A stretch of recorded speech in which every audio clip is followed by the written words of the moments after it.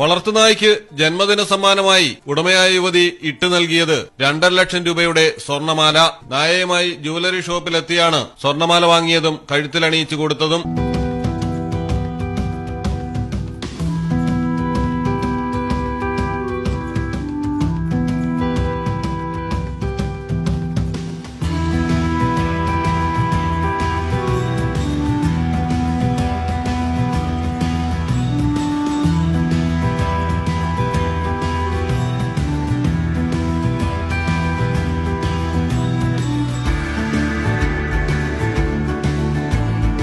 ആരും അമ്പരന്നു പോകുന്ന സംഭവം നടന്നത് മുംബൈയിലാണ്. സരിത സെൻദാഹ എന്ന യുവതിയാണ് തന്റെ പ്രിയപ്പെട്ട വളർത്തുനായായ ടൈഗറിന് ഇത്രയും വിലപിടിപ്പുള്ള സമ്മാനം ജന്മദിനത്തിൽ അണിയിച്ചത്.